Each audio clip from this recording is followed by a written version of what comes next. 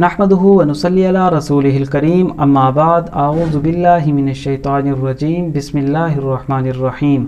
मोहतरम सामीन व मुकर्रम नाज़रीन, अस्सलामु अलैकुम व रहमतुल्लाहि व बरकातुहू। उम्मीद करता हूँ आप सारे खैरियत और आफ़ियत से होंगे। अल्लाह से दुआ है अल्लाह रब्बुल इज़्ज़त मेरी आपकी तमाम आलम इस्लाम की परेशानियों को दूर फरमाएँ।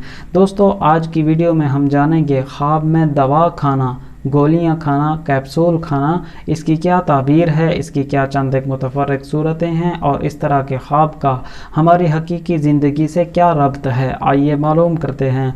नए हैं तो चैनल सब्सक्राइब, वीडियो लाइक कीजिए। आप किसी ख्वाब की ताबीर जानना चाहें, हमारी इस वीडियो के कमेंट्स में अपना ख्वाब तहरीर कीजिए, हम आप तक आपके ख्वाब की ताबीर पहुँचाने की कोशिश करेंगे। चलें आज की वीडियो बिस्मिल्लाह करते हैं।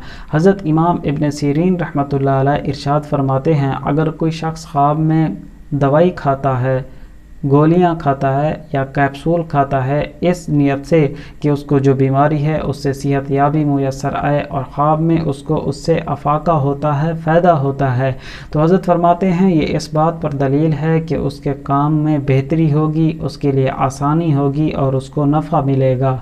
अगर कोई शख्स खाम ख्वाब में गोलियां खाता है, दवाई खाता है, ख्वाब में वो बीमार ख़ुद को नहीं देखता, वैसे ही शौक़ से या किसी वैसे ही वो दवाई खा रहा है, गोली खा रहा है या कैप्सूल खा रहा है, उसका कोई इरादा नहीं है ख्वाब में। हज़रत फरमाते हैं ये इस बात पर दलील है कि ये ख्वाब उसके लिए बेहतर नहीं है, नुकसान उठाएगा और उसके काम में रुकावट होगी और उसके लिए ये खैर का ख्वाब नहीं है। दोस्तों, अगर आपने कोई अच्छा ख्वाब देखा, अल्लाह का शुक्र अदा कीजिए। बुरा, डरावना, मुसीबत, परेशानी वाला ख्वाब देखा है तो अल्लाह के हुजूर तौबा, इस्तग़फ़ार, सदका, खैरात, दुआओं का एहतमाम कीजिए। मिलेंगे अगली वीडियो में। अल्लाह हाफ़िज़।